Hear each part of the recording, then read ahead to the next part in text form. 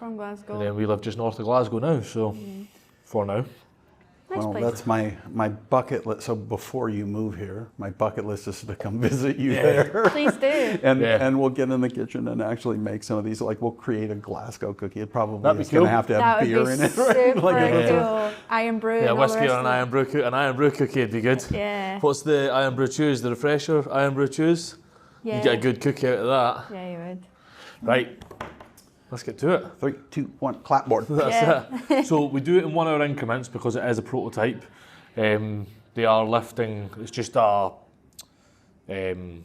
capacity thing for them at the moment when it uploads to the cloud.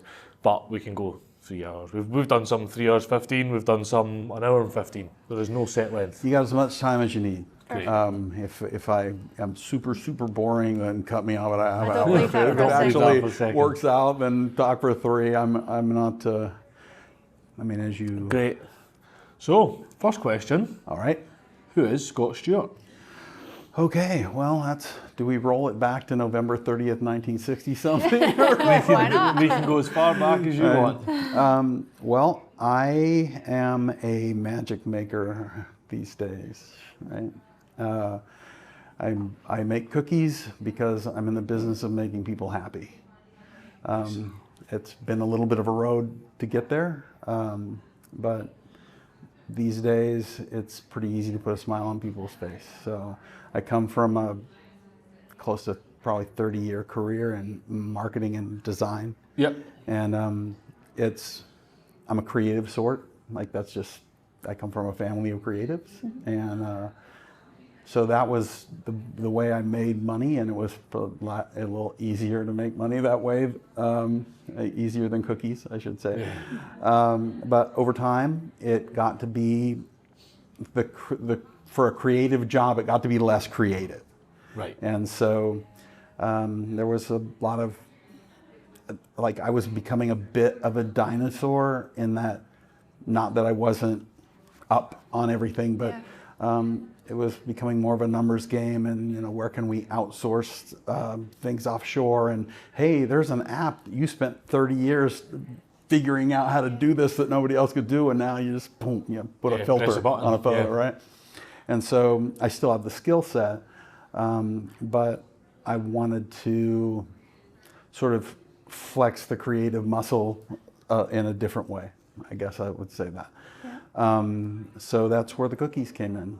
And it was really a series of falling forward, right? Like it was half accident, I guess. Yep. But I imagine in the maker space, like you guys do, you've talked to dozens of people, right? Yeah. How many of them started at 10 and knew that was the thing they were going to do, and we were making chairs or fishing poles or pens or whatever? It doesn't happen, right?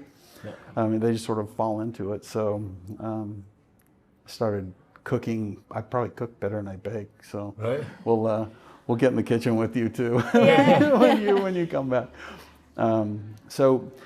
But me as a person, I wanted to, like cookies are the vehicle, I guess you would say. Right. But I really just wanted to do something where, like our business is centered around a motto or a mission statement that is, we make magical moments and memorable experiences. That's true. It sounds a little Disney, right? Yep. But it really is true. Whether it's making cookies or anything else, that's the core of it, right? It's a pretty crazy world we live in, and I wanted to create something that, if for just a minute, makes everybody's day a little bit better. Anybody that experiences it, right? Mm-hmm. Whether it's getting a cookie because you're having a bad day, or you're having a cookie at an event that's really exciting, and everything in between, right? In that little minute of time.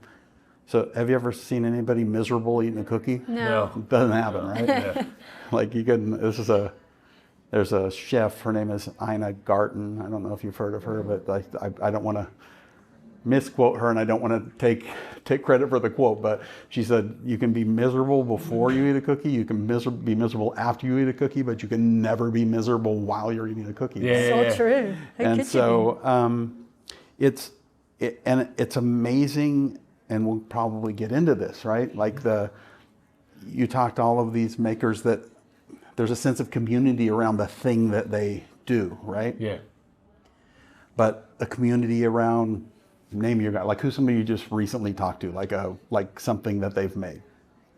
Tim Tim Cullen, Cullen yeah. found it, yeah. And what does he make? Pens. Pens. Yeah. Okay, so everybody writes with pens, but maybe not everybody wants a super fancy pen. I kind of want one now, but Very good. right? Yeah. But I don't know very many people that don't want a cookie, and so that community is way bigger, right? Yeah. And so it's been a really neat way to affect people in sort of a way I didn't anticipate or expect in the beginning, but it's certainly putting a smile on my face every day. Yeah. Right? And you I can guess that's tell. important too. Yeah. Yeah, when I get talking about it, I'm like, tell me to slow down. Like, hey, this No, is that's a good. tamper your enthusiasm. It's good. Yeah. So when you moved over to doing cookies, was it specifically cookies, or was there something that just made you, because you're clearly very passionate about just wanting to make people happy, Yeah. and you mentioned cookies as the vehicle. Yep. But how did that all start? How did it become like cookies is going to be the vehicle? Well, so again, a lot of this is as an accidental tale. I don't know if it's a cautionary tale or a motivational tale. It's one of the two. But I was working in my creative job, doing marketing and design. By the way, do one of you the makers books that you do? Who does that? Tyrone, graphically Tyrone. Yeah. Kate obviously does all the, Curates it, the curation and the talking and the face of the business, and then we've got a proofreader, Lisa, as well. So from a guy that's done print forever and ever, beautiful job. Thank You hear that, you. Tyrone? Tyrone will be Tyrone. listening. You're a big fan. So Yeah, man, you're killing it with that. It's great. I'll show you that I've got one to show you do? Yeah, we brought I Awesome. need you to sign it. I'm getting everyone to sign Oh. it. I can do that. I'll do it slow so you can read it. yeah. So I'm going along doing this creative job, creating art, I guess, right? Like I'm making the world a prettier place, but I mean, maybe a happier place, but who knows? Yeah. So, when you look at all the stuff that Alchemy does, social media, the website, if you read the website, it's mildly entertaining, right? So I created all of that, and during the pandemic, and designed the logo, the shirts, it's still the skill set that I have. It's a really good skill Right? set to have. And yeah, because if you're a dentist, say, right, you know how to fix teeth. If you're I don't know, if you run a coffee shop, you know how to make coffee. What you don't know how to do, or a podcast for that matter, is probably marketing, right? Yeah. Like you know the thing. That's what we struggle with the most. Yeah, you know is the thing you marketing. know. So fortunately, that's the thing I started with, and Yeah. so I try really hard to understand where my blind spots are. Yeah. And my blind spots live in like I'm a big thinker, right? So it's the operational side of things, right? Like the Yeah. execution, like the here's this big idea. Now, how do we get big idea to big functioning thing? Right? Yeah. And so you asked how the cookies became a thing. Well, since I'm really weak operationally speaking, right, and really strong marketing, it was, okay, I've got this product and I'll try it over here and we'll see what happens, right? Yeah. And then it's funny because everybody asks what the origin story is. For me, it's a whole bunch of origin stories, Right. Like I remember the first event I did that was kind of like, okay, well, and I remember at the time thinking I don't know what it was, 60 cookies or something like that. And I'm like, God, by the end of it, I was like, I don't know whether I want to do this. Right? Yeah. It just seemed like so much work. And it was for a wedding. Hello, Banks family. They're the sort of the origin of this being pushing toward a business versus just I bake for the fun of it. Yeah, right? Yeah. And from there was a little restaurant that opened up. I actually connected with them again, from the marketing perspective, I designed the all of the branding around the restaurant. Nice. And they said, and I'd made the chocolate chip cookie, and the owners had tried it, and they're like, we need a dessert for our restaurant, right? It's a kitschy little cool sausage place. And they just wanted one cookie, right? Like just the chocolate chip cookie, and I made pretty solid chocolate chip cookie, and it's the only cookie that I've really made ever. Yeah. And I'm like, okay, we'll do a cookie. And I did a cookie. And then we talked about this a little before, but being creative, doing one cookie time after time after time, week after week after week, doesn't fit, right? Like it doesn't, like I get bored, right? It's something a lot of makers struggle with, and I think I certainly notice it back home more than I do here, is, you know, and a few of them have said to us on a number of occasions that they're looking into 2023 and scheduling either certain days of their week or certain weeks of their month purely to innovate. So I think it's something certainly for makers listening to that a lot of makers get caught in a trap of, like, well, this is going well, so I'm going to keep making it. Right. 2 months, 6 months, a year later, you look back on and you're like, okay, so I'm not a maker anymore, I'm a producer. Yeah. I'm basically a one-man factory. Correct. You know? Yep, totally get it. And it's also that we talked about, I thought, well, how many cookies can I make, right? Like how there's chocolate chip and there's peanut butter and there's, you know, Oreos or whatever. Like how many can I actually make and stay creative that way in terms of like, it's not really innovative. Like you don't innovate a cookie. Yeah. But these are certainly different, right? Yeah, they are. You didn't innovate a cookie, right. but now you do. You're right. Yeah. And so, yeah, there we go. I mean, there's crisps, chips, fries, you know, and a cookie. Yeah. And so it became this, mostly to satisfy my need to create, right? So I the very first cookie I ever made, I had the wedding thing, but the very first cookie I ever made for the shop was the s'mores cookie. Yep. And it's kind of cool. If you flip that over, you'll notice there's like a whole graham cracker baked into the bottom of it. Oh, I mean, my goodness. Like That's amazing. So there's lots of cookie places, and this really happened in the pandemic. Like people started making sourdough bread, right? Like that was a thing. Right? Yeah. And there were a bunch banana of bread back home. All of a sudden, everyone made banana bread. Yeah. And maybe some of it's good, and maybe some of it isn't. So you and the people that are really smart made it look great for Instagram, right? And so they started making a name for themselves, like being. Like I'm not going to disparage any cookie companies, right? Like it's. But if they look good, you want it, you buy it, it better taste like it looks, right? Like from my perspective, it better be high quality, it better be fresh, and it better taste better than what you're staring at. Or what's the point, right? Then you're just, back to the beginning, you don't want to disappoint people if you're trying to make people happy, right? If they're disappointed, it's like the opposite of making them happy. Yeah. So a lot went into okay, this has to taste great. And the weirder it got and the more ingredients got put together, the more it was, I went live without a net, so to speak, a lot, right? Like I'd make the cookie and I'd be like, I need the cookie of the week, so here we go. Yeah. Right? Like we'll see if somebody likes it. So that's a test, right? Like when you're doing something like that and people are spending their hard-earned money on it, and you cross your fingers that it's going to be a success. And fortunately, it's worked out for the most part. Yeah. There have been a couple of, I won't call them abject failures, but there have only been a couple that have not really completely sold out all the time. Yeah. Well, and now what's the next question? What's the next? Which cookies failed? No, not at all. I'll tell you. But the ones that, when you say sold out there, so are you just making a batch?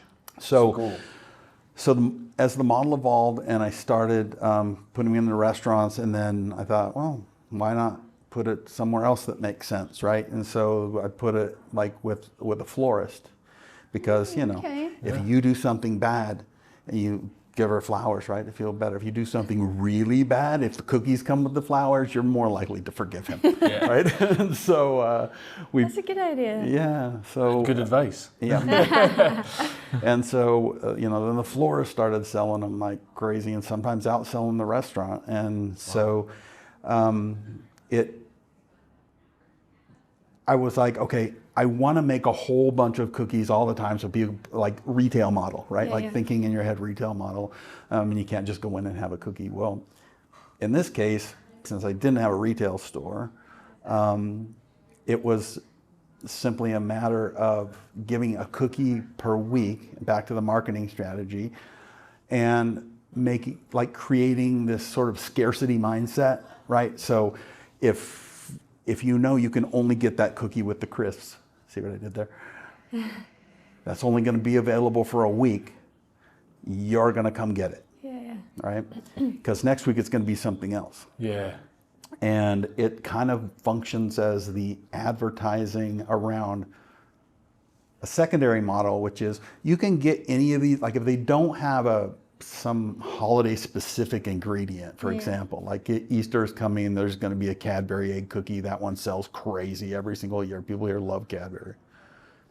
And you can't get Cadbury eggs year round. You can get them at Easter, and that's it. Yeah. So, but aside from those, any of the cookies on the website, you can order a dozen or 2 dozen and watch Netflix and eat yourself silly. Yeah. But at the stores, at the individual outlets, if you want to try one, you can only get one per week. Right. And I'm a big believer in. So we'll talk about how the model is going to evolve. But right now, selling in what is more or less a wholesale model, right, or you can just get them at outlets. I pick very specific partners. They have to be geographically spread out, so there's not competition between them. And this driving people in to get the cookies. So here at the coffee shop, when they come in to get them, they're probably going to get a coffee. They're probably going to get something else, right? So, and that's important to me, right? Because I want to drive business to the people, not just for me, obviously for me, right? Like nobody does it for free, but I believe that the partner should benefit. Oh yeah. As much as I'm benefiting, and so that's how that model evolved.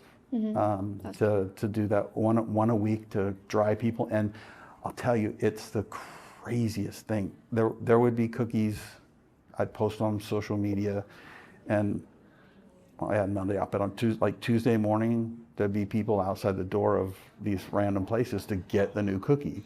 That's so cool. And Can't wait to try them. It is kind of cool, and like they didn't care, but I'd all the time hear.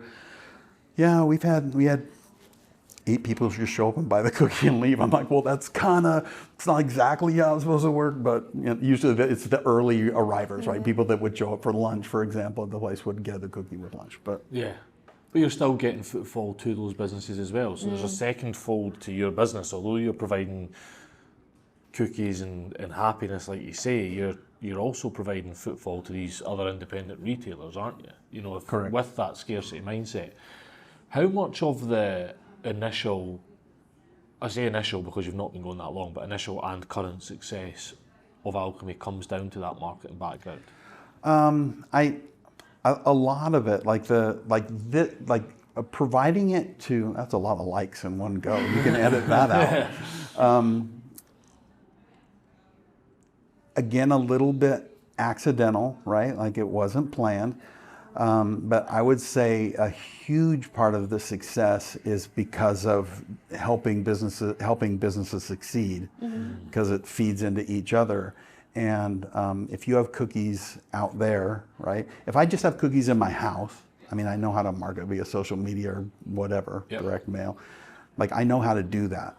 But one, there's a cost involved, there's time involved, and here there's people in and out, in and out, in and out, in and out, in and out, constantly seeing it.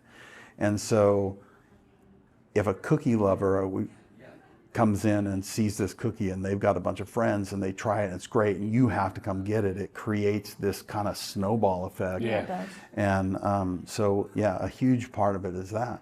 And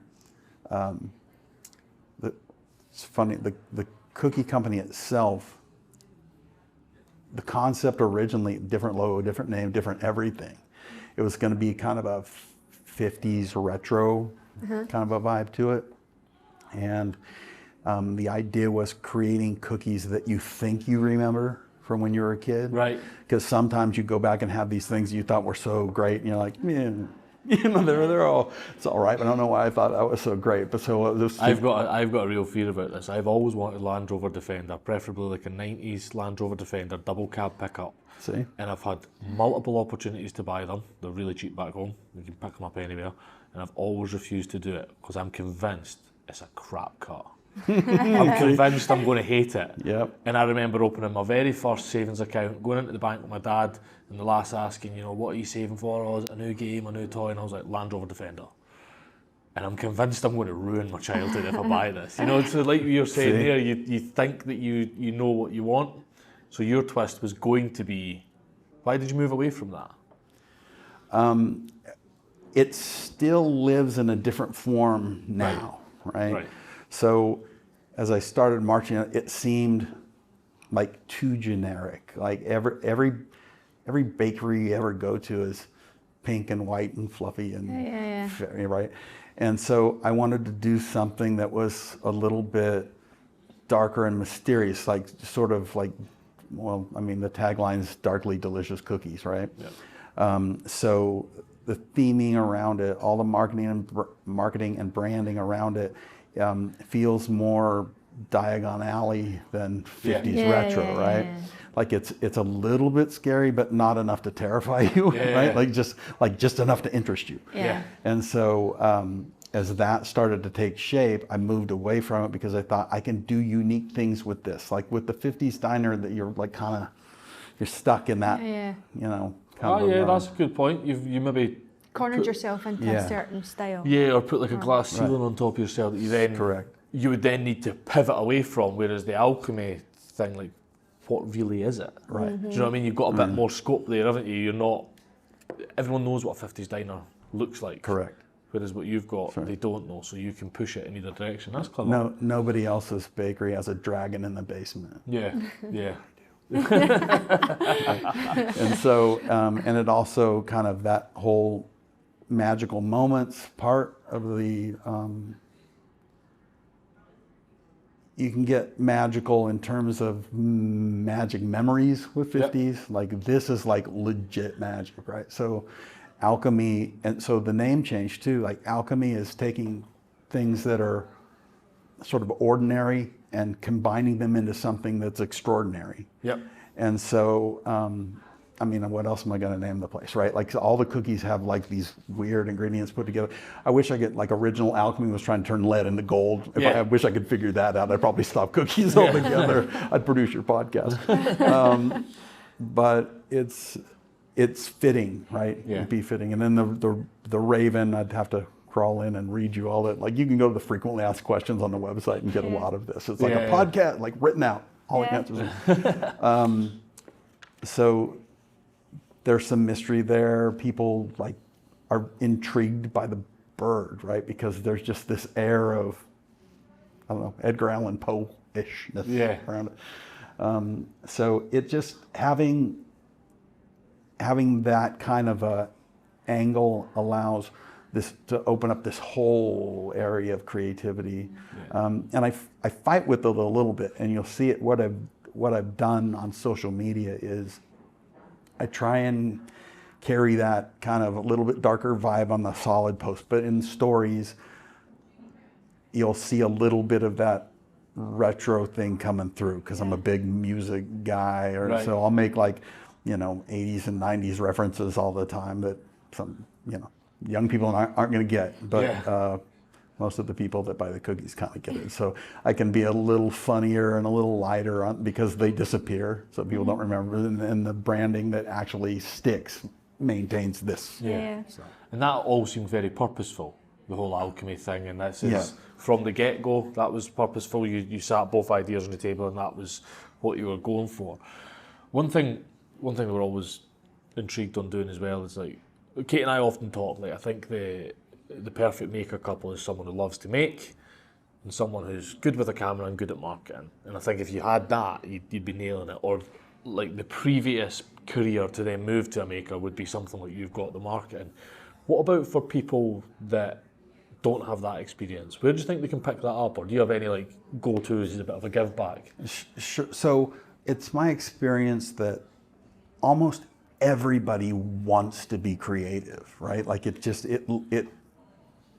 they may not know exactly how to be super professional about it. They may not have developed the skill set over time, but everybody has a desire to like put input into a creative project, right? And so back to my weak point being operationally, right? Like I've had to reach out to people to ask questions, right? Like how would you structure this? How would you, how do I sort of scale to a different size with me being limited? And it's a real limiting factor. Like I do the marketing and I make the cookies. Right. I also clean up and I also buy ingredients. Well, actually I have elves that buy ingredients for me. Yeah. But it's when you have to do everything, there is a little bit that you lose around running. You can't let the business run you, right? Yeah. And you got to steer like away from that, and you want to work on the business versus in the business. But when you're a maker, working in the business is kind of part of the deal, right? Yeah. And so it's this constant pulling in different directions. And so the difficulty is finding the balance. And finding the balance usually means finding people that can help with the balance, we tend to gravitate to our strengths, right? And surround us by people. Like if I just hired people that knew how to come up with great cookie ideas, I don't really need that. Like I've got that, but it's like comfortable to talk and fun to talk about, and it's fun to bounce ideas and so forth. Yeah. But don't like accounting. I need somebody that's not that fun to talk to, but is really good at accounting, because that lets me focus on the things that I like doing. Yeah. So that's what you've done. You've noted your weaknesses. Yeah. And then went out and found them, and that'd be your advice for other makers as well. So we've talked loads about sort of the ethos and stuff behind it. What about Alchemy itself? When did Alchemy actually get started? Oh, I probably made my first chocolate chip cookie when I was a kid. My mom is a terrific baker. Do you view the start of this all the way back then? I would say seeds of it. Yeah. Right. Like seeds got planted for it. Yep. Alchemy itself, I mean, pure alchemy is 2 years ago. But I think maybe 10 or 15 years ago, I started kicking around the idea of like something food related, right? Like doing a food related business. And I looked at going to culinary school, and I'm like, well, I don't want to be a traditionally trained French chef or whatever. Like I know how to make what I know how to make, and I'm pretty good at it. And, people seem to like to eat this stuff. And then it became this, again, a little bit of a fight, right? Like it would make people happy, people would really like it, but it would also mean that when other people are celebrating, I'd be working. Right. And that doesn't give you a great work-life balance. Yeah. And so I moved away from that. That's a really good reason, because one of my questions was going to be, why cookies and why not run a restaurant? Because you seem like the kind of guy that could, and you're still delivering a dopamine hit to people. Yeah. But that's a really good reason. But when they're celebrating and they're getting their dopamine hit, you're probably stressed out in the kitchen making sure they get that dopamine hit. Yeah. Okay. Do you want to be working on Christmas? Yeah. Big party come in. And so when people, doing this, when people are celebrating and I'm working, I'm kind of celebrating, right? So if I bring these to a wedding, I'm like a wedding crasher. Yeah. I get to, participate in that, or a birthday party or whatever. Yeah, the work's done at that point, isn't it? You're just doing the delivery of it. Yeah, so you can enjoy the delivery of it rather than the actual work. Yeah, cool. Yeah. So that's a good idea. It works out. Yeah. Again, it's I live a blessed life in that. I mean, I think there's probably something inside that plans all this stuff, but it seems accidental, right? Like it's I'm fortunate enough to, I mean, I'm heavily right-brained, but I also, like, left side of my brain doesn't work so bad either. And so it's like operationally minded creativity.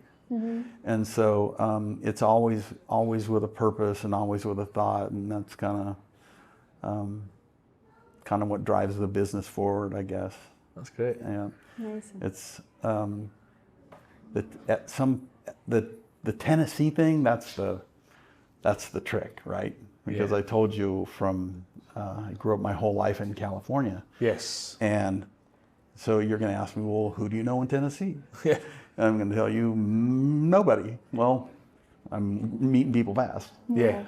We've noticed that being here, being the North Georgia, Tennessee, even, done another podcast at a coffee shop yesterday in Chattanooga, and it was just very, like here, that coffee shop had loads of makers, independent stuff from ceramics to soaps, exactly like here.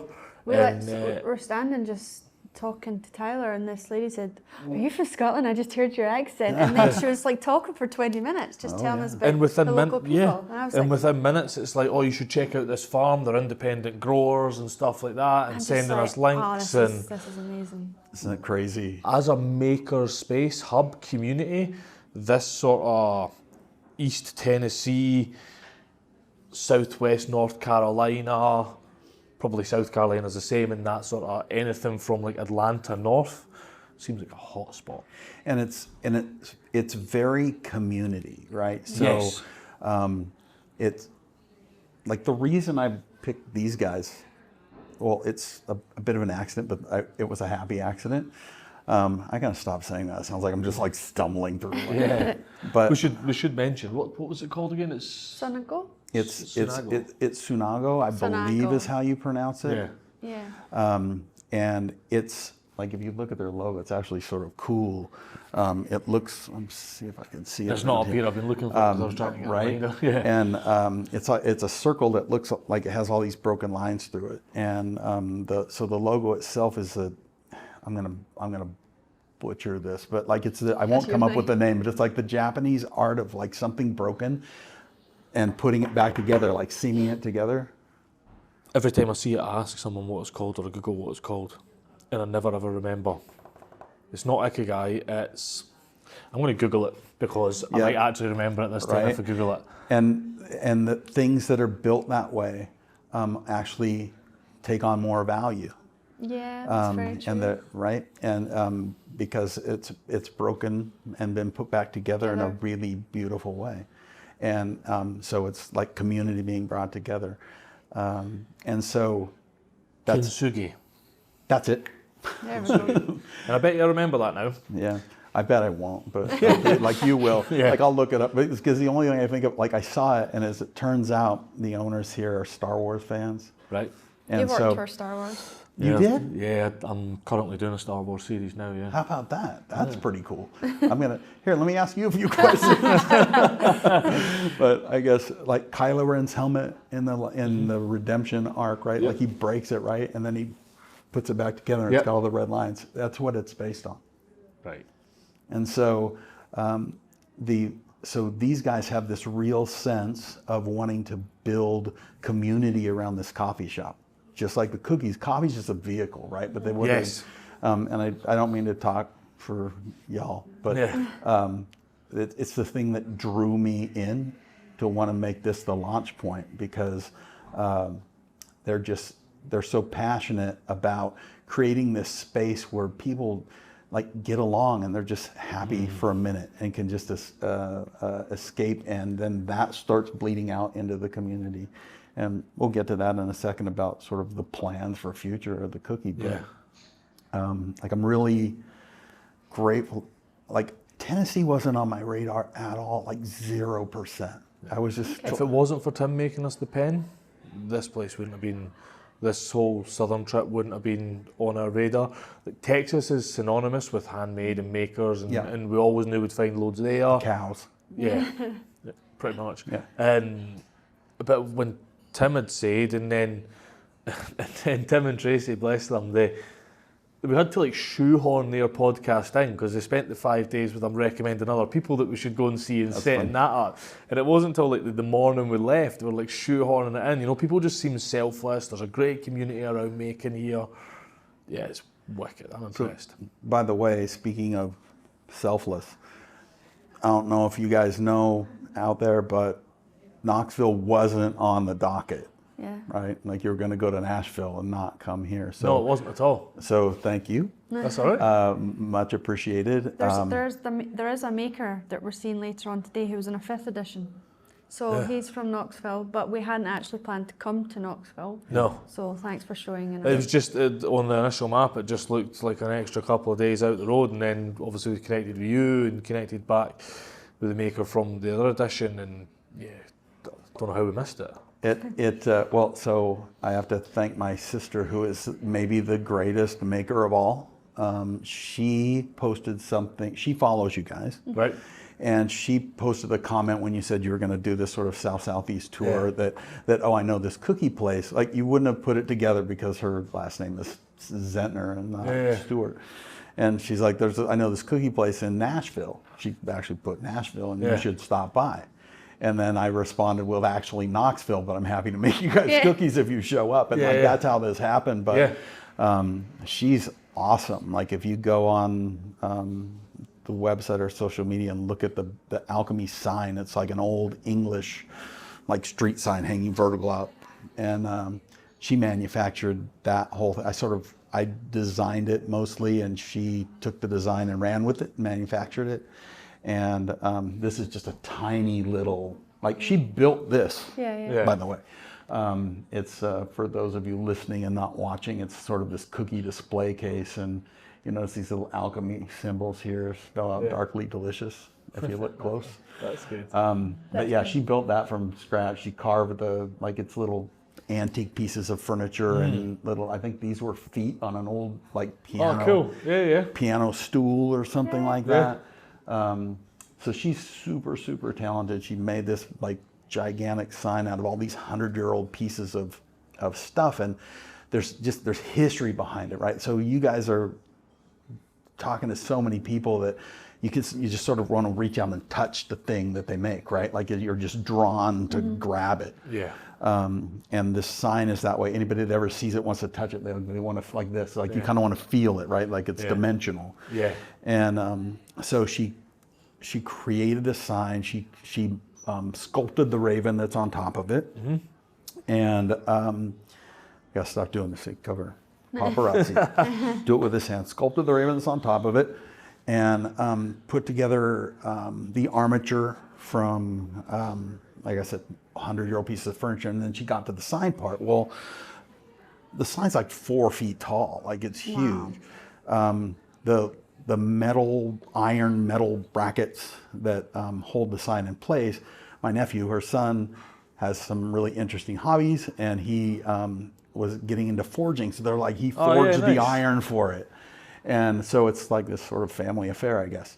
But the sign itself is so big that they don't really make pieces of wood. Like it's hard to find pieces of wood. Other than like construction wood, like sheet metal, sheet ply or OSB or something. You don't get like hardwoods or softwoods from tree trunks of that size. Correct. And so my sister, who is hyper talented, she's like, oh, I'll just carve it out of marine grade plywood.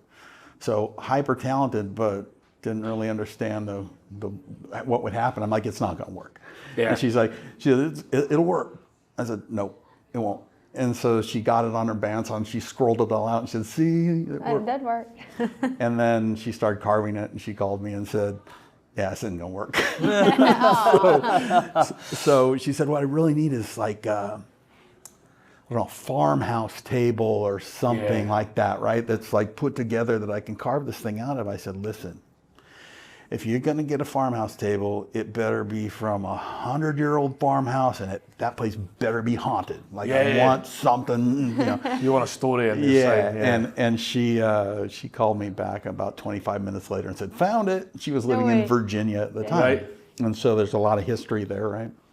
So she went out in the country, this old farmhouse. They sold her the table for around $50 or something. She took the table off and she said, I swear to you, when you carve wood, like people that carve wood are going to say, that just isn't true and all, but like wood is kind of wood, right? Like if you carve pine, it smells like a little bit like a Christmas tree, but you know, it's like, what's the word I'm looking for? Like sawdust, just kind of sawdusty. And she said, I started carving this thing, and I swear to you, the entire time it smelled like incense and spices. Nice. Right? So put that together. How many pies, how many cookies, how many whatever have been rolled out on this thing over 100 years. And so the sign itself That's cool. for Alchemy is this, like it really... We went back and forth on a little bit. Like my sister and I, we get along great, but you know, I wanted things just so, and so I drove her a little crazy. Sorry, Steph, but it was. I think it was well worth it because I remember telling her, to you, it's this project that you're doing out of love. To me, this is a pivot from a 30-year career. Like it's the physical manifestation of this thing that's going to happen. Yeah. And so that's why it's really important. And then she got it, right? Yeah. That's it. So, yeah, it's cool. I'll show it to you if we go over to the house. It's in pieces because I just moved. Yeah. But, Do you need anyway. to talk? I'm going to hold it for ages. Hang fire, guys. out. Live again. Live again. Yeah, so that was the makership in your sister and your family, but you're talking about moving to Tennessee and moving to this sort of southeast south. It was California you were in and you moved down here. Yep. How is that on finding a maker's community? And how important do you think that was for the success of Alchemy? So success to be determined based on where it was. I anticipate huge things. The story of getting out here is super weird. As I mentioned, Tennessee was never on the radar, ever. Like I always intended to kind of retire outside of California, like just for something different. But I had places I was looking, like the list, right? And then you look at the list, you're doing this right now, right? Yep. You know, economy, makerspace, you know, whatever, right? Like check, or line out or whatever. And so every place I looked at, there were some good ones, but then too expensive or politically wonky or who knows, right? But Tennessee was just like, I knew Tennessee, here's what I knew about Tennessee. They used to make moonshine. Peyton Manning played football here. Dolly Parton's awesome. That's it. Yeah. That's it. Like I didn't know anything about Tennessee. I never thought about coming here or anything. Well, we were exactly the same. See? And so I told you about cookie groupies, right? Like I get notes from people constantly, all the time. Well, your cookies are so great. And it's validation. Yeah. But the thing I like about it most is that I always answer, right? Like I always get in at least a little conversation with people that write. And so I get to know people and get to know their stories a little bit. And that's kind of, I really dig that, right? Like you guys are going to get that. You like people's stories, right? Yeah. And so there was someone in Vacaville, which is where the cookies were sold. And in my, I think it was Instagram feed, it was popping up that she was on this road trip. And it was LA and then Arizona and then New Mexico and Texas and, you know, just going on. And ended up in Tennessee and then the next day back in Vacaville. I'm like, that's not how a road trip works exactly, right? Like you usually have to bring your car back in, unless you were driving 1,000 miles an hour. Yeah. And so I reached out and said, what's the story? Like, what happened to your car? And she's like, well, my husband got a job here in Knoxville. And so we're moving out here, bought a house. And so she got in the car with her friend and drove out to Knoxville and flew back. I'm like, huh. That's cool. And she says, you know, you should really sell your cookies in Knoxville. Nice. And that was that. Like, that was like, and nothing else. And well, actually, there was a little bit of follow-up. My first question was, can they afford them? And it's not disparaging about here. It's just like the economy is different or whatever. Yeah. And I remember she said, oh yeah, Knoxville's way more bougie than you think it is. Right. And I went, all right. And so seed, right, planted. Yeah. And came out to look at the place, stayed for a week. It was back when gas prices were super high. Mm-hmm. And so I flew into... Just clarify, super high, by the way. Right. You buy by the gallon and your price isn't much different to our litre price. That's true. So, super high by comparison. By comparison. And so plane tickets were kind of off the charts at that point. So I flew into Nashville instead of Knoxville because it was way less expensive. Rented a car, was going to need a car anyway. Yep. And drove up here. And again, with the happy accidents, right? Like the entire way, I'm like, whoa, right? Like I'm pretty sure there's no dirt in Tennessee because the green comes right to the edge of the road. Like it's crazy. See, when we drove up from Chattanooga, so the north of Georgia is really green as well, and where we were staying, beautiful lakeside areas, it was amazing. And then as we drove from Chattanooga up to Knoxville, it was like driving, not the Highlands of Scotland because they get quite bleak in a nice way, but there's a bit of a belt between the central belt and just before you hit the Highlands that's green, and we're lucky enough to stay in that belt. It was like that, but massive. Yeah. Yeah. Like, yeah.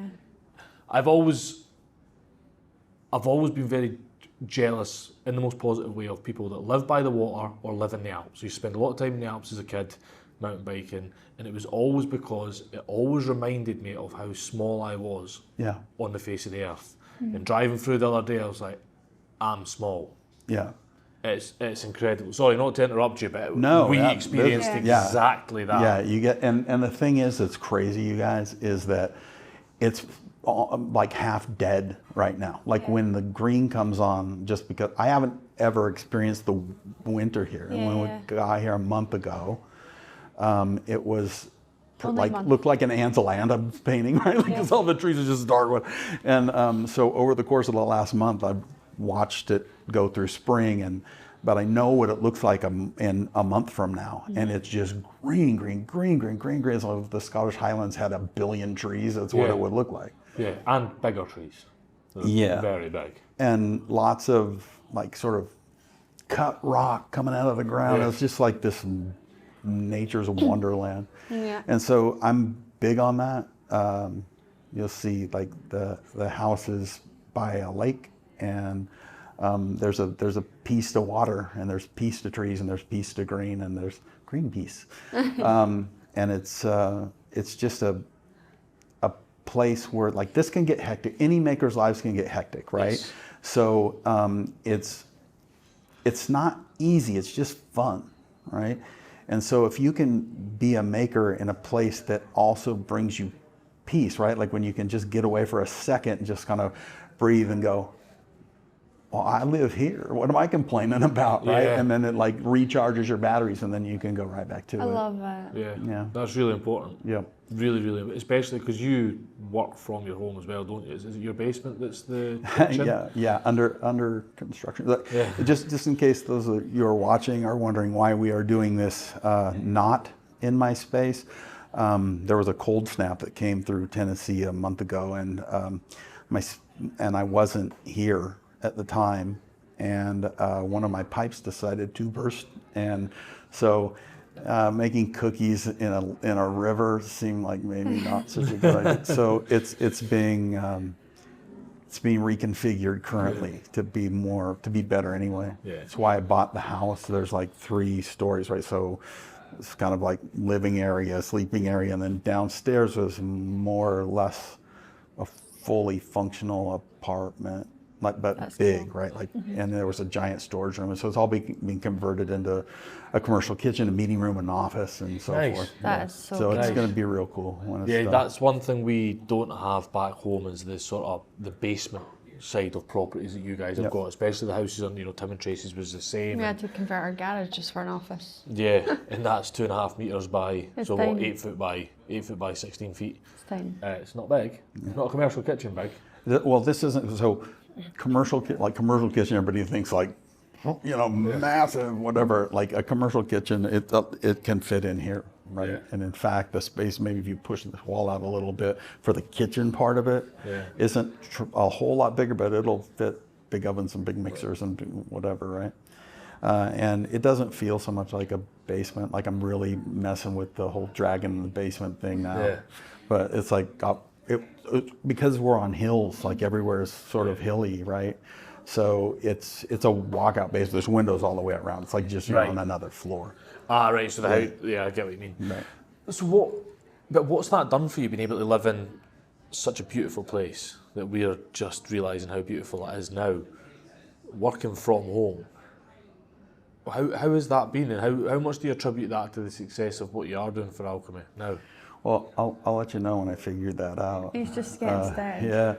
Yeah, so what you're seeing, like the cookies you're seeing here, like no joke, you guys, are the first cookies that I have made in Tennessee. Period. There you go. Yep, and in an oven that I just started experimenting with 2 days ago. Wow. And so it's really so because quite a big thing then. Yeah, and you say, how's it like living here? I'm not sure. Because you ain't lived here yet. Yeah, we moving into the house.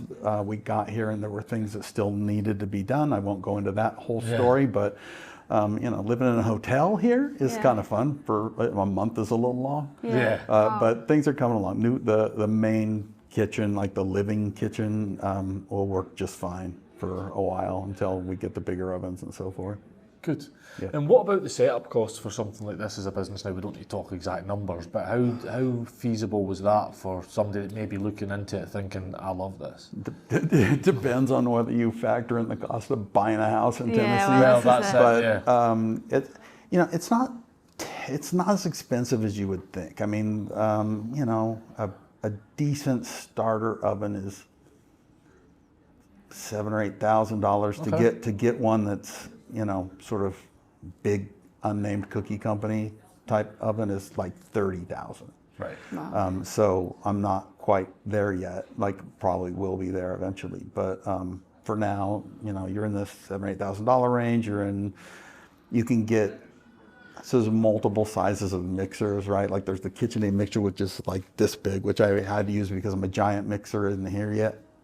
And then I've got there's tabletop models that are, this big, which is what I'm using now. And then there's like the floor models that are like this big. And so, this one's $700 or $800. And then the floor model is like 10 or 15 grand, something like that. So, so for this particular business, it's not terribly expensive, and I've made a lot of cookies from my home kitchen. And but to scale it up, you'll need to. And is that something you're looking at for Alchemy? What is the future plans for you guys? So it's a multi-tiered deal. Right now is finding partners like Synago, who sort of match our ideal, match what we do, our ideology and a way of being, and someone who I can benefit. Because if I can't benefit them, it's not worth putting my cookies, right? Because it needs to be a partnership. Yeah.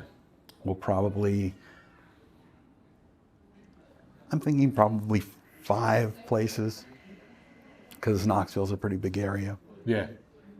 We'll have Hardin Valley, we'll have out by the college campus, and a few other places that will start cookies in other business. That's half marketing, half business, right? Because that's how you get brand awareness. Yeah. From there, next step is probably, and this is understating it, like a food truck. So again, that's sort of mobile branding, mobile kitchen that allows you to go to events and set up, but it's not just like everything else, right? It's not a food truck. It's like conceptually really cool. It'll be, well, for one thing, it'll be like a food trailer, and it's going to be designed to look like, maybe voodoo's not the exact right word, like an old voodoo shack, like kind of little askew and whatever, right? Like wood or whatever. And food trucks, usually the panel opens up, right? In this case, the panel will open down and cover the wheels and cover the trailer part of it. So you take it to this parking lot, take it wherever you like, and set it up, and all of a sudden, you've got this crazy looking voodoo shack that looks. People are like, oh, I want to go right, and then I've got that sign hanging out, and probably mist coming out, and soundscaping, and cool lights, and I guarantee you, guaranteed, you won't walk by it and not say, like, you have to walk over and at least see what it is. Yeah. Right. And so I think that would be a fun way that would sort of expand the community a little bit, right? Yeah. Like you could go to high school football games, you could go to college events, you could go to what are charity events, farmers markets, and easily set up and be like the wow thing on the block. Yeah. Sounds exciting. And then from there, so ideally, in a perfect world, if I had $1 zillion and not a care in the world, I would explore retail. Might still explore retail, but it's expensive and it's complicated. Yeah. And it also, I have a friend that works in a different cookie business, and I'm told that there's some jealousy around what I'm doing right now, because that's when it was fun for them.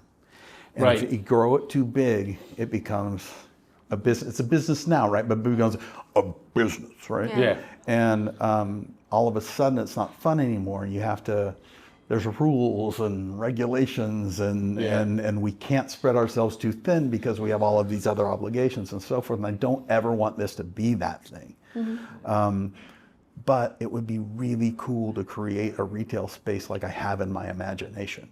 Like it's talking Raven over the cash register and that kind of a thing, right? Like a real experience, not just buying a cookie, you're creating an experience. Yes, and back to the right memorable experiences thing. Yeah. So when it's an interactive thing, and when you come in, when people come into town, you're like, we need to go here, here, here, and you got to check out this cookie place because it's just something special, like it's something neat.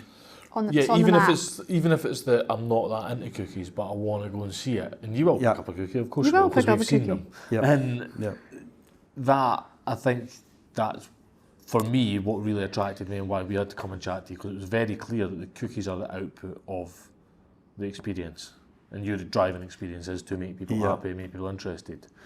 Yep, it's true. Do you think the retail space is maybe just? I often view retail space, it's obviously a great thing, but it feels to be one of these little checkpoints that people put on that your business is doing well if you've got retail space. Because it feels like the trailer could do everything the retail space could do. Yeah.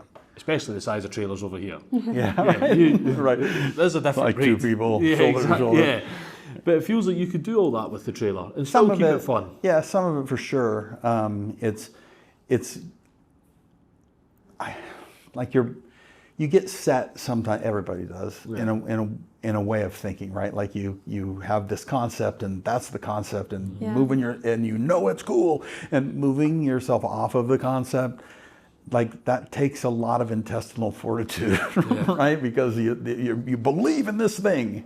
And so if I was gonna do the retail thing, it'd be set up in 3 spots. Right, like I'd want one sort of where I'm at, which is where we're at, more or less, and that would be kind of I've labeled it like the community retail spot, like the spot that services office parties and kids coming in, whatever. And then I'd probably put one out by the university, which is sort of a transient, but that's where it becomes a fixture, right? Like if you go to University of Tennessee, you got to see this, you got to see that, and you got to see Alchemy, right? Because this is really cool. And then the 3rd spot would probably be out toward Gatlinburg, which is the entrance into the Great Smoky Mountain National Park. And so it's like the most visited national park in the country. Right. And so I'd sell like millions of cookies one at a time. Because like people would just come through and get it, but it would be more of a tourist thing. So high footfall areas. You've really thought about it. But again, that's kind of pie in the sky. Like I'm I'm older than you think I am. And so there's only so much time that before I'm in a wheelchair. I'm just kidding. But it's how much do I want to push that direction? And it starts feeling, I don't know, like when it stops being fun, then I'm losing something. Yeah. And so if any of those things still sounds fun, then I'll do it. Yeah, if you find yourself at a position you're like, hey, that sounds fun, then go. I don't know, I'm torn on this one because I think the trailer's such a good idea. To me, if I was looking at it just black and white, it's like the trailer's such a good idea that the retail space then kills the need for the trailer kills the need for the retail space. They sort of work in conjunction, right? Like you're still gonna, like the retail space is, you've got to drive people to a retail space, right? But if you get word of mouth out and it becomes a destination type retail space, and there aren't many, right? Like in the whole world, there aren't that many retail spaces. You're like, I gotta check that out. Yeah. But again, the trailer becomes a marketing arm for the retail space, right? But retail space isn't needed to make the trailer work. Right. So, and in the meantime, I gotta still create cookies, right? And come up with interesting things. And you mentioned there that, you're older than we think, and there is a finite... Or maybe not. Or maybe not. I can't tell anyone's age these days. No, we're terrible. Right? Don't guess. Once you get past a certain age, we're all the same age. Yeah, exactly. I think it's the maker's thing as well, isn't it? Because we're all just kind of getting through it and we're all at different stages of life. We're all, just age is just a number. Exactly. And what does it? Is it something you want to build into? I don't know if you've got family. Is it something you want to build into passing on, selling on, or is it something that you feel's you? So as a business-minded person behind the creativity, depending upon I couldn't sell the business right now. It's just be selling recipes, right? Right. Once you get the trailer involved in it, and if you have multiples, then you have something tangible to sell around the recipes, right? With the name and the brand and everything else. Yep. And then retail, you absolutely have something to sell. So with all businesses, all of them should have an exit strategy. Yeah. As awful as that sounds in a maker's type environment, right? But if the maker that makes pins or the maker that makes fly fishing rods or the maker makes rocking chairs or whatever, when they retire or, move on to the next plane of existence, that get stops, right? Because they're the ones that do it. In this particular case, if someone bought it in the recipes, the legacy could live on, right? Yeah. There's no rocket science to making the cookies. There's a little magic to coming up with them. But there's so many that you wouldn't really have to come up with too many more. Yeah. So there's something to that. I don't know if I've got 3 kids, and I told you, Alex, that's my son. He's a sportscaster in Wisconsin, and my middle daughter has the job we all want, which is playing with puppies every day. Nice. She works for a company called Dogtopia. It's like doggy day spa. That sounds amazing. Yeah. And then my youngest daughter is getting ready to go to grad school. She's going to be a marriage and family therapist. So they all sort of have their unique paths, and all of them have helped out with this. Yep. The youngest, maybe the most, Miranda. And but I don't know if they'd want to have it as a thing. Like right. Like to do this, you kind of have to love doing it. Mm-hmm. Yeah. So we'll see. I mean, that's like no crystal ball. Like all the places that would have a crystal ball, it should be me. Yeah. Don't have one. I really need to yet. That's right. We're efforting the crystal ball right now. Yeah. And so, what does a typical day for you look like in making? We're very aware that there is no standard typical day for a start, of course. Right. But what? Maybe the better way to ask is, what does the ideal day look like? Not the day that the pipe bursts, or not the day that the oven, whatever happens. What does the ideal day look like? The ideal day is not screwing up a batch of cookies. It hasn't happened very often, but there have been times. So in the current model, I'll give away a few secrets. The dough has to rest for 3 days. Wow. So I can't just go make you cookies and have them taste right. It doesn't work. There's flavors that need to come together. There's the liquid that needs to absorb into the flour. There's things that need to happen. And back to my sister, she's like, you're full of it. Send me your recipe. And so she ran a test and she like baked them right off. And then she baked them like a day resting, and then she baked them at 3 days resting. And she called me and said, I'll be darned. Yeah. It's like they're all pretty good, but sure enough. Yeah. So in the current model, selling through other spaces, since it's 1 cookie a week, it's basically looks like this. Buy all the ingredients on Saturday, make all the dough for the week on Sunday, so it has its time to rest. I used to take Mondays off in Tennessee. That probably isn't going to happen. But Monday is sort of portioning. Here's another secret. You make cookie pucks, like cookie dough pucks, right? And they bake off cooler, right? So you puck a dough like that, and store all those, vacuum seal that, put them in the fridge, and then I'm kind of ready to bake, right? So depending upon the cookie, each day you bake them, you decorate them, you gotta let them cool a certain amount of time or they go in the bag and make a mess. Sticker the bags because it's gotta have, ingredients and where you make them and so forth. And then deliver them the next day. And so that's a Tuesday, Wednesday, Thursday, Friday, Saturday, and then back to Sunday, right? Yeah. And so it's this ongoing, never have a rest process because when you're providing them to other businesses, especially if it's a restaurant, like they need it, like it's on their menu. You can't really just take a day off and you can, and I have, but it's inadvisable to do it very often. Right? You're gonna shoot yourself in the foot. So that's kind of the glamorous typical day, like cutting, how hard it is to cut Heath bars to make those little triangles. Yeah. I break a lot. Got to be careful with that too. I'm already pushing the limits right now. Need to start my New Year's resolutions in March. Yeah, you must eat a lot of the ingredient. I would be like, But here's a strange thing. Handfuls of cookie dough. Right? A lot of people have asked to have just the cookie dough. My kids eat it like crazy. So with the different cookies, they all have their own unique little twists to them, like difficulties. Like the one that sells a ton is that one. The s'mores cookie, yeah.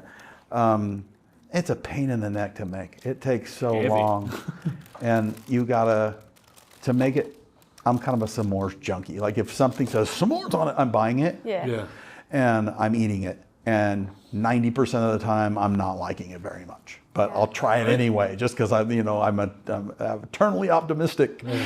And so with this, I'm like, it's got to taste like s'more. So it went through some iterations, but a s'more doesn't taste like a s'more unless you torch those marshmallows. Yeah. There's something to that. And so I need to get a thing called a salamander, which is more or less like a broiler that'll do all the marshmallows for me. I don't have one right now.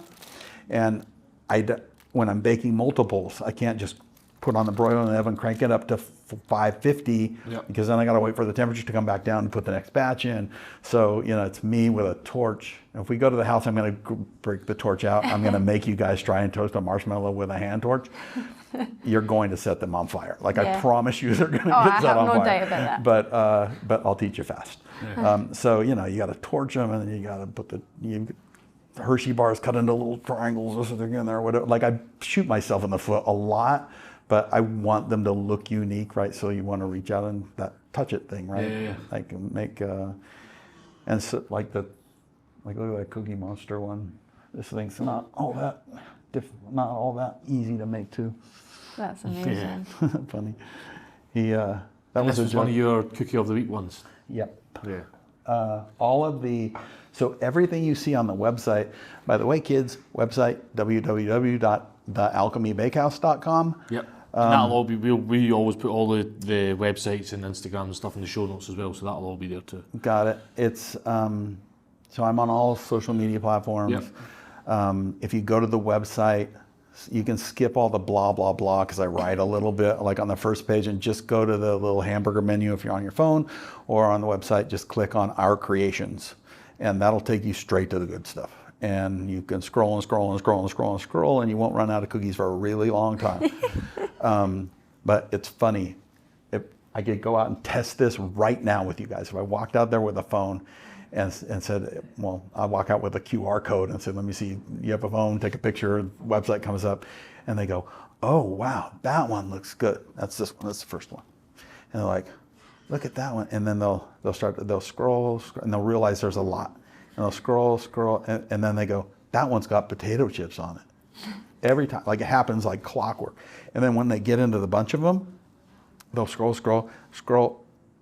pull it back down. Because they'll see the one that like is the hot button for them, whatever it is, right? Yeah. Like Kit Kat or Reese's something or other, or whatever. Serial killer cookies, or like you've been through them, right? And that's when I got them. I bet you had done exactly that when I checked the website out as well. Yep, that's when and so that's part of the fun of it, is having enough cookies that you're going to make somebody happy with one of them. Mm-hmm. Yeah. And some of them are accidental creations, some of them are intentional, but I had no idea that they were going to be a big deal. Like in California, they had a thing called Peach Week. Right. And so the restaurant that the cookies are at said, do you have a peach cookie? I'm like, I'll figure it out. Yeah. And so I made this peach cookie. I'm like, if I'm going to have a peach cookie, I grew up in a little town called Gridley in Northern California. And they're sort of like peach capital. Like there's like a zillion peach trees, and they used to have a peach processing plant there and the whole deal. And so I'm like, this better be good cookie, right? Like letting down my heritage. Yeah. And no pressure. So I put every ounce of peach I could figure out to put in this cookie, and called it the peach cobbler cookie, and put it out just like it was any other cookie in the week. That thing, I mean, I just couldn't, like, they sold out like that. They're like, can you make more today? I'm like, based on what I just told you, right? Like, yeah. I'm like, well, all the dough's made, but I can make, they're like, make more because we got the week coming. And so I went through a couple of peach weeks, and I mean, people just flipped out over that cookie. And now you're like, how come you didn't make that one for me? Yeah. It's a little bit seasonal, like that's not, like you can't get peaches right now. What's this cube one? You know, Rice Krispie treats? Yeah. You know, so. Because I'm like, that's not a standard cookie. No, this is a Rice Krispie treat. And I'm back to the Star Wars, like it's a star, I call it the Borg cube. And it's like 3 inches by 3 inches by 3 inches. This one, you don't want to take a bite of this because it's got shellac, like it's just a display cookie or cube. But you can tell how big that is. And it's because I used to like the, well, everybody likes Rice Krispie treats, like hardly anybody doesn't like them. But at Disneyland, or Disney World, they're especially good. And so I tried to recreate this, and I actually had a professional chef send me a note, again, like one of these just random notes. I make good Rice Krispie treats. That's the best one I've ever had. But again, this one, they're a little bit tougher than there's more work to them, because you can't, like, you gotta melt the mushroom. You know, it's like you gotta be muscular to just get those things mixed in when you're doing a pan like this. And then I trying to figure out how to cut them to look awesome, because I don't have a machine. And I ended up getting basically a cheese knife, but it's for cutting wheels of cheese. So it's got a handle on both sides, and you're just, you know. Had to learn from that, because you can't just push down, because what happens is it does this, and then they don't look right, and you have to go through and be very meticulous. It's a good thing I'm got a little bit of OCD, because you know, you have to measure and tick the lines off. Like if you get it right, then they turn out looking like that. But it's kind of fun to eat a Rice Krispie treat that's that big, right? And that's that magical moment thing, like where kids' eyes go and adults' eyes go, right? But it's. There are a couple up there that this one people really like. Do they have the little white and pink circus animals in the UK? They look like this. Maybe. Pardon the reach. These little guys? No, we don't. Okay. This is like a nostalgia cookie. Right. Those little things, like all kids know those here. And so when adults see that, they're like, shut up. They just think it's like the greatest thing ever because it's triggering this better than it actually was when you were a kid memory. Right. So that's back to the sort of 50s diner thing that you originally started with, isn't it? Yeah. Right. Yep. And so, when people see their favorite breakfast cereal on a cookie, when people see their favorite candy bar on a cookie, when people see their favorite snack cake incorporated into a cookie, it's sort of like when you're a kid, you want ice cream or a cookie or a candy bar. Well, can I have all three? Right? Like, why do I have to choose? Like you're giving a kid an impossible, impossible question. And so a lot of these cookies answer the impossible question. Well, can I have both? Yep, sure can. Have them all together. Yeah. And what about, is that the only sort of off-piste one you've done, or have you done more, and would you look at doing more with regards to the Rice Krispie cake? Would you look at doing more off-piste stuff? So there are a few things, I think, so all the cookies are broken down on the website in kind of categories, right? So there's the cereal killer cookies, which are the cereal ones on brand. Yeah. And spelled with a C. And there's the chocolate obsession collection and the whatever comes in. There's a section in there, I think, that's called oddities and curiosities or something like that. And so that's where they don't fall into a category go. And so that's in there. There's if you caramel corn, do they have that in caramel corn? No, I don't think so. Oh, I gotta make this for you guys. Oh my gosh, just like the greatest caramel corn recipe in the history of the world. Well, we'll be back. So if I get my way, we'll be back pretty soon. It's so good, and it seems stupid because I'll bag it just like the cookies, like these little bags of I just do it in the fall because it kind of seems like a fall thing to me for some reason.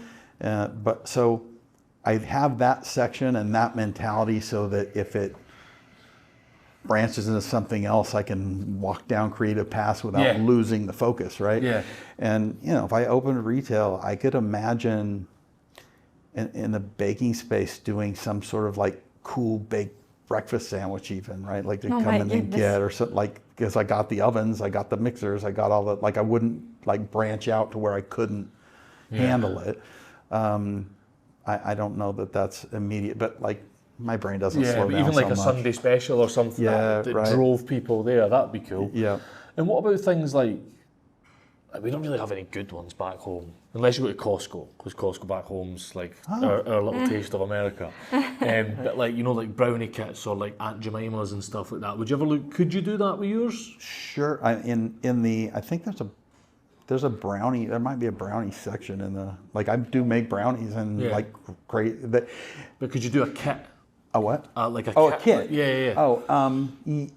I don't see why not, except for it's a little bit, so I don't know in the UK if they do this, but here they have where you go and you have wine and you learn to paint. Yeah. Like they have painting nights or whatever, which is a terrible idea or a hilarious idea, right? Like you're drunk and painting for the first time. That's gonna feel like you're good at That's going to turn out, right? Or if a cookie, they do a lot of cookie decorating classes. I think they actually have them here. And if you're good at it, it might turn out. The problem is I can make the kit, I can put the ingredients in it, but they might not turn out so awesome. I mean, because there's that whole the artistic component. It doesn't have the you part of it, does it? It becomes a bit more commercial. And that's not breaking my arm to pat myself on the back. It's just that I've had people that have helped decorate, and there are those that are really great at it, and those that are not so great at it. Yeah. Oh, don't get me wrong. When you reached out, we checked out. It was a long way off of our drive, and we checked out, and you're the real deal. Yeah, thank you. Cookie people that like cookies and no cookies like your cookies. Yeah. Can't wait to try it. A lot of really cool. It's funny. You don't go into things wanting adoration or validation or what. If you're just doing it because you like doing it. It's not the thing you look for. But we get. I don't know what you'd call endorsements or testimonials or whatever all the time. They're one of my favorite, they're on the website on the front page. I don't know if you've read them, but somebody said one of my favorites is that dark chocolate peppermint stick flat changed my relationship with Jesus. Something like that, right? And they're all sort of similar. And Like that makes you feel good. Like even if everybody else didn't like it, like that one person liked it. I mean, like most of the cookies sell really well. Some sell better than others. Usually they mostly sell out. I've done two that failed. And good, because I've seen how many you do. 100, yeah. And the one of them was simply because it was to the wrong audience. I won't make you guess. I'll tell you which one it was. Yeah. So I did a Sour Patch Kids cookie, which sounds terrible, right? Right. You know what that is, Sour Patch Kids? Yeah, we do have them recently back home. Yeah. And it sounded like a terrible idea to me too, but I did it because I wanted to see if I could, right? And it was actually shockingly good, but where it was, like if it was at an 8th grade graduation, like with kids, they would have just flown off the shelf. But when you're dealing with adults, they're like, a bit confused. It's a what now? Right? Like they just don't like it. And then the other one, which is, I probably shouldn't tell you this here in a coffee shop, but one that just, it didn't sell, and I'm shocked by it. Like to this day, I'm shocked by it. I want to try it again just to see if it was an accident. Yeah. But here in the States, Starbucks' big thing in the fall is pumpkin spice latte. Yeah. Right? I don't know if that's a thing over there, but over here, and you know, every basic white girl and everybody else goes to Starbucks because they got to have their pumpkin spice. It's every signage, every advert, every YouTube advert is all pumpkin spice latte. Yeah. So I'm like, I'm going to do a pumpkin spice latte cookie, and I'm going to sell 1 million of these things. I was convinced. I'd have bet my house on it. That thing did not sell at all. No? No, really? Not at all. And it was pretty too. Like it's not on the website now. Like I took it off. It was like had this white swirl and a marshmallow pumpkin on the top of it, like squishy that had pumpkin spice. How? And I'm surprised by that. Coffee in the cookie, and the people that tried it really liked it, but it just didn't sell. Just didn't shift. It's odd that, isn't And it? You I'm just like, never know. I couldn't figure it out. And like the only thing I could figure out is that maybe I introduced it too late because, you know, they start that thing in August, right? And I think I put it out in November, so maybe people were burnt out on it. But here's the weird thing.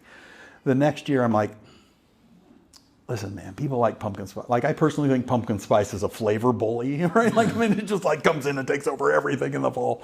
But I'm like, people love it, so I'm gonna give this one more go. And I made a pumpkin spice, or like a pumpkin chocolate chip cookie is what it was. That thing sold, I couldn't keep that on the shelf.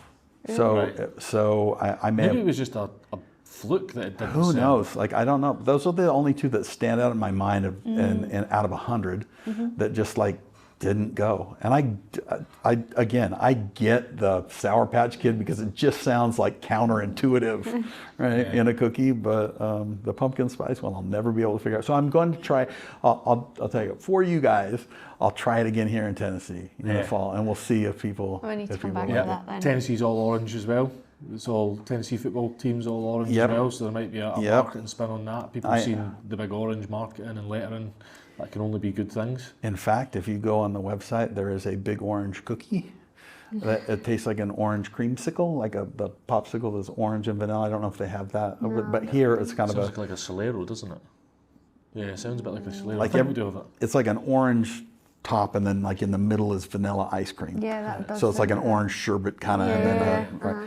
And again, this is like a kid throwback to an ice cream truck. Like, so everybody thinks it's really cool, but like it's orange and white and looks like Tennessee, and so that thing's called the Big Orange now that I'm here, and it is the unofficial cookie of the Tennessee Volunteers. Yeah. We'll see if we can make it official. Absolutely. I feel like we'd be doing a disservice if we didn't at least try one cookie on the podcast. Oh boy, this is rolling the dice. Speaking of live without a net. Which one? Open them all. No, we won't open them all. So if they were just sitting, if we hadn't had all of this conversation and they were just sitting there, like which one like calls to you? It's a lot of likes again. Because I'm in America, it's going to be the s'mores one. I don't know. I was kind of liking the look of this one. Because Heath Bar seems. No, that's caramel. Yeah. But I like a plain. I'm not a big fan of like loads of different things. I like throw everything at it. I like to just taste the cookie. So like this would be the one that. Well, let's go raw. Yeah. But Open them. let's go raw. Seriously, you guys, like I've got an entire bin of cookies. You're going to take so many with you. You're going to give them to other makers for the next 2 days because I won't let you give them after that. You open it. And I need to... that one's got, I think, 4 kinds of chocolate in it. It's so dense. Okay, you can get the smaller bit. Your heart in your mouth. Cheers. Cheers. I'll tell you why you're while you're eating that. That's good cookie. That's a good cookie. They have to say this for credibility's sake of their podcast, so I hope they believe it. Yeah.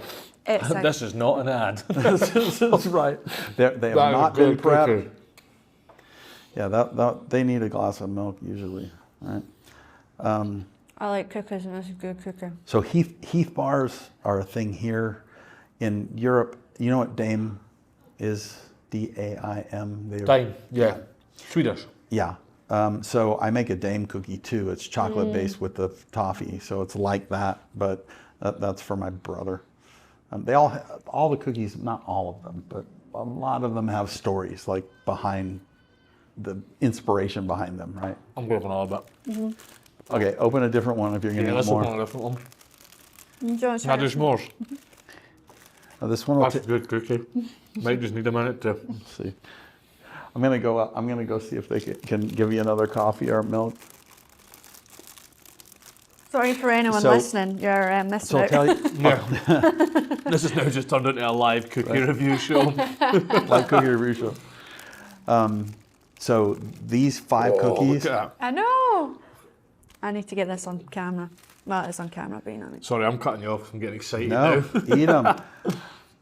I'm just filling space. I'm like the color commentator now. Yeah, it's now turned into your podcast. You can just review cookies vicariously that's through good. us tasting them. Yeah. That's a good cookie too.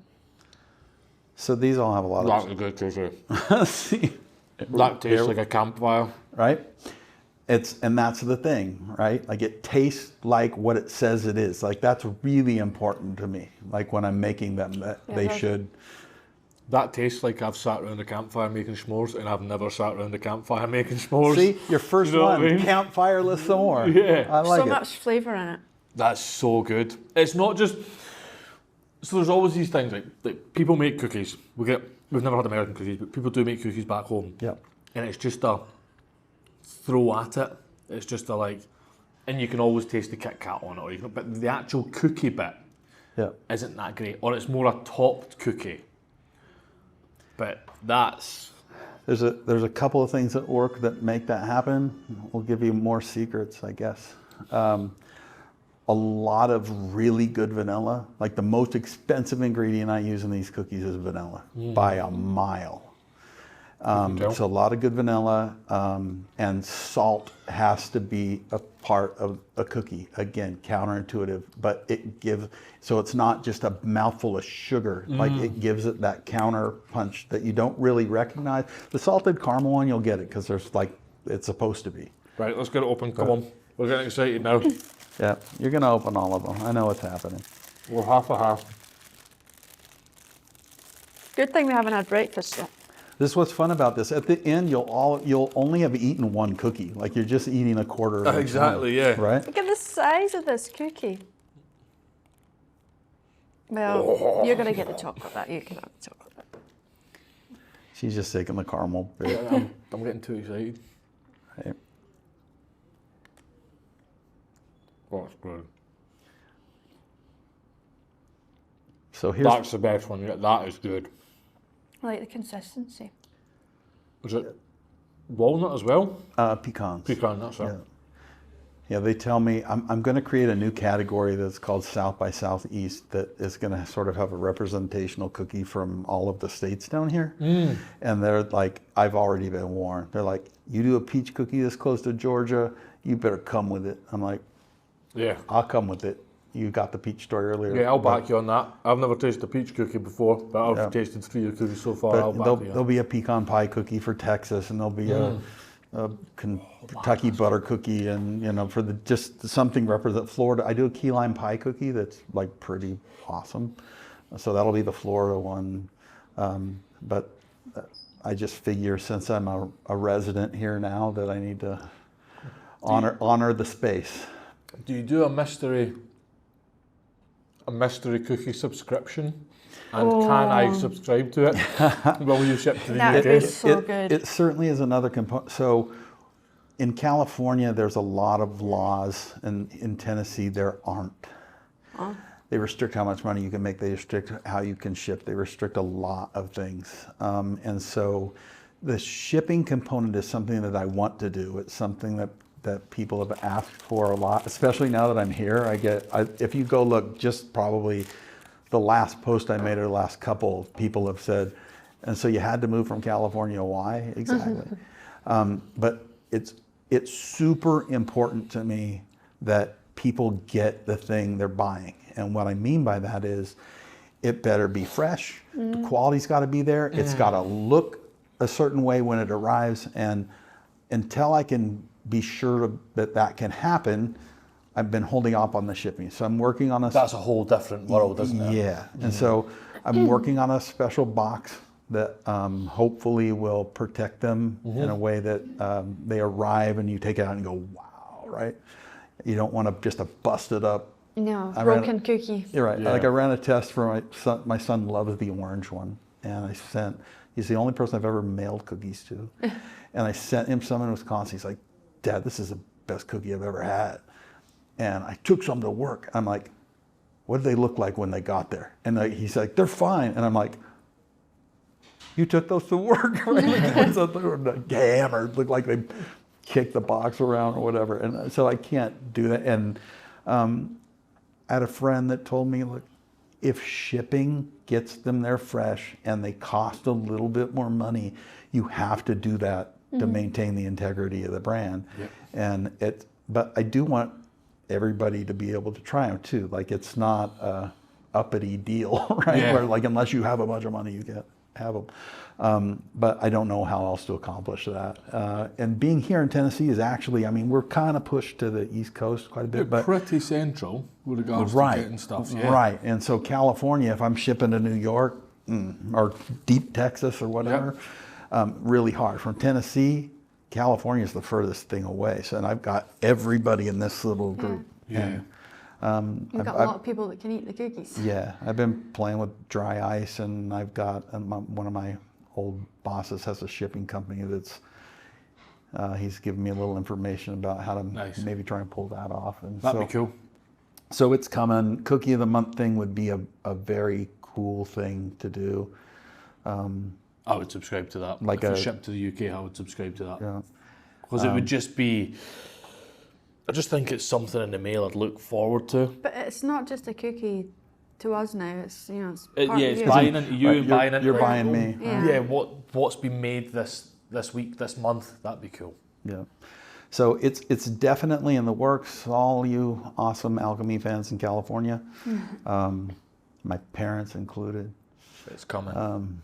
Yeah, we'll run some tests. I've got a good friend in Utah that is gonna have me send them there, and we'll get there. But again, like that's maybe the most frustrating part of all of this is it's me and me. And so I got to get scaled to a point where it can be me and a couple other people so I can figure all this stuff out. Right? Yeah, so you can start working on the next iteration. Correct. Yeah, absolutely. That was good. Well, I've thoroughly enjoyed your I've thoroughly enjoyed it. I am so amazed how much goes into. I was the same with pens, and I'm the same with most things. But you see big craft, and you think lots goes into it. Yeah.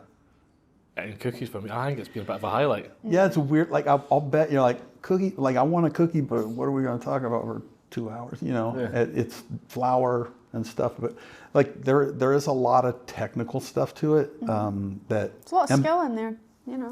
Yeah, and it's skill developed over time, and skill developed with the help of the internet. Yeah. But I've got one more question. Oh, sure. What advice would you give your younger self? Do this earlier. Yeah. Really? 100%. Yeah, it's working. So, like my boss right now is handsome, funny, super flexible. It's like a really, really cool guy. Yeah. Like I have no friction, at all. Yeah. I don't have to go to meetings. Yeah. That kind of thing. So if there's something that the world is a huge place, huge. And you may have a certain skill, whatever that skill is, to make whatever it is that you're making, whether it's a product or an idea or whatever. Somebody out there will buy it. They just will. And if you perfect it and you're passionate about it, you'll be at least mildly successful. And every business doesn't have to make $1 million. Like it doesn't take a tremendous amount of effort to be in business for yourself and make enough to make a living. It really doesn't. It's just scary, right? Because when you work for somebody else, you have insurance and you have, certain security of walking in the door every day, and you got to put up with a little of this and a little of that. But the trade-off is you get paid for vacation time and those types of things. When you work for yourself, none of that stuff. And exists. I mean, you have to, none of it exists. So that's the part I think probably that makes people shy away from doing this. Yeah. I had an on the side business with the creative stuff where it was a logo design business. I've done hundreds of them. And I oftentimes thought, shoot, why don't I just do this thing? Yeah. And it came down to, I can design them or I can go out and sell them, but I can't do both. I'm not two people and I can't make enough money to do it with two people. I mean, I probably could have, but like at the time, right? Like my younger self was like, thought that way. Yeah. And so with this, life isn't as complicated as we all tend to want to make it sometimes, right? You just decided to do a podcast and you're sitting here with me in Tennessee and hanging out or whatever, like you're doing it. Yeah. The reality was it was a bit of a hectic travel day and then maker after maker after maker once we got here. So just, I would say, give it a try, because what do you have to lose, right? Like that's what I'd tell my younger self too. Like, what do you have to lose? Let's say nobody buys your cookie. Well, stop making them after one batch, right? Like give it a go. Yeah. Like do it smartly. So like don't just sell everything and do the Shark Tank thing. You know what Shark Tank is, right? Yeah. Where you got to go all in. What do you call it back home? Dragon's Den. Same thing. Yeah. And so it's not everything has to be a Shark Tank business. Like you can be happy within yourself, be happy within your business, and find a mission statement that you can really every single day get up and be happy with. Yeah. So, that's a fantastic answer. And I like that. Yeah. I like that. I love the fact, for a start, I love that you've gone out and done it, because we wouldn't be sat in here if you didn't. I really enjoyed our conversation, and there was so much more to it than making cookies. The fact that you opened up with, I want to make people happy.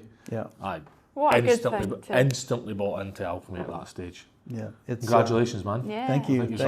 Thank you guys. I mean, come on, I'm on a world famous podcast right now. Maybe one day. It's famous in parts of the world with certain people. Yeah. That's right. No, it's definitely. There will be some people listening to this podcast. Exactly. And do you know that one of the nicest things about it is we don't have massive viewership yet. But it's very new. But people go out of their way to find our email or our number and like text to say, I'm listening to this in the shop. And I'm like, shit. Like, isn't it the coolest thing? Half my pals don't text me through the week. Do you know what I mean? And I don't text them, but there's people from like around the world that have found your number or found your own personal email. Like they'll sometimes come into the personal email rather than the We Are Makers email, and it's cool. Like, and you're not sure whether that's awesome or like a stalker. We've got a different personal phone. That's right. But it's like, there is people out there who are listening in New Zealand or listen to this, or someone in the UK will listen to this, and they're working and they're thinking, this is great, it's inspiring me, or it's somebody who is thinking, maybe I could do this, It has inspired them, and that's what, not only are we telling the story, we're trying to inspire others to just do it. just find your craft and just do it. If someone comes up to us in 6 months, a year, 2 year, 5 years, 10 years, and says, I listened to your podcast with X, and that's what pushed me over the edge to start myself, and I'm happy now, and look where I am, and that would be the biggest compliment for me, you know. I mean, we just decided to do this. Yeah. I mean, it took a bit of thought, but the idea was like, could we do this? Some things aligned. And look where we are now. We just said, yeah. Isn't that cool? You're sitting here with me in Tennessee eating cookies. Exactly. So let me ask you a question from the marketing side. Yeah. Do you have a mission statement that you can clearly articulate? Yeah, to glorify makers worldwide. Yeah. Straight off the bat.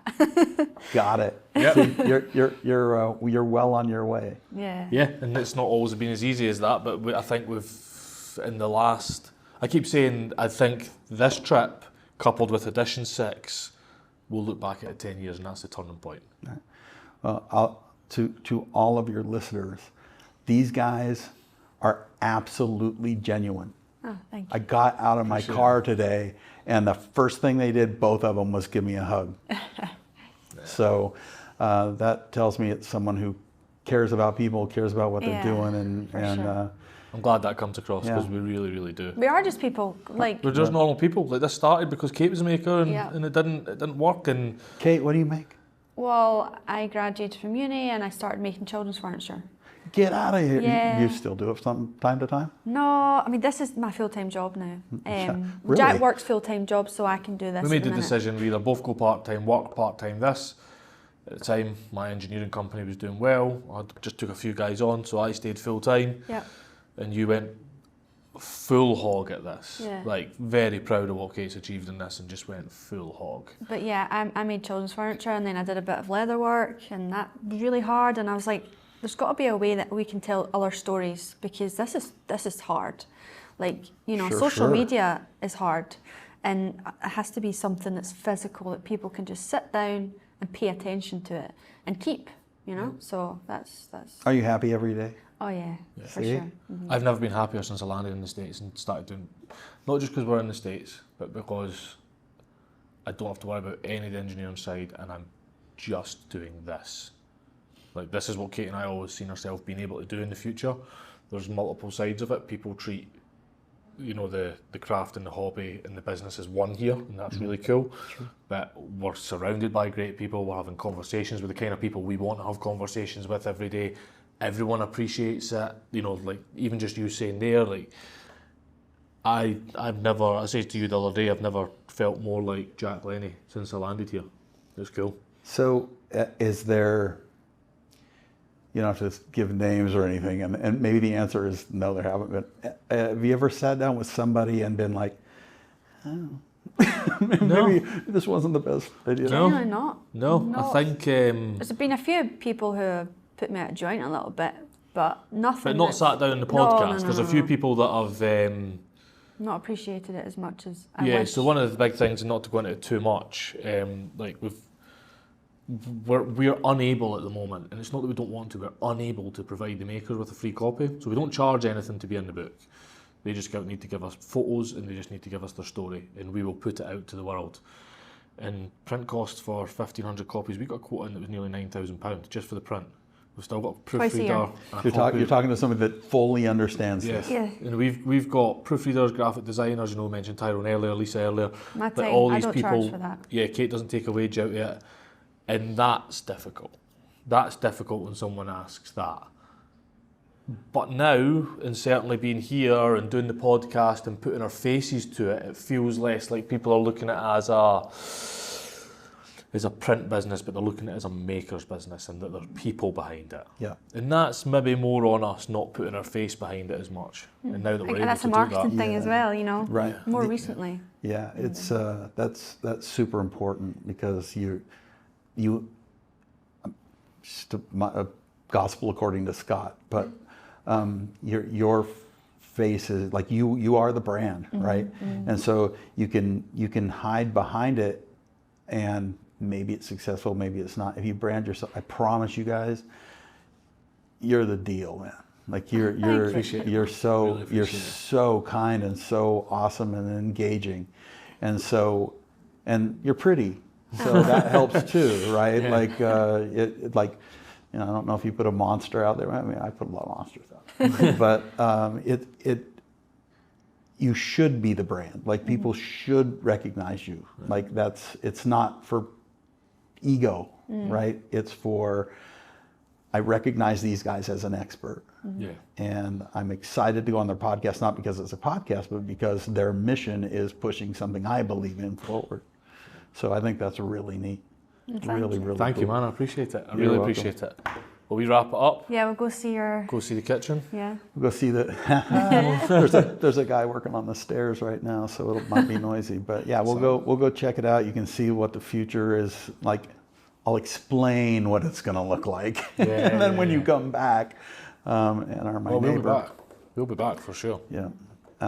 So I need to A, be ready to make you more cookies. Yeah. B, fully available. You have my contact information if you need any sort of marketing. Yeah, that'd be cool. That'd be really helpful. I maybe know a thing or two about that too.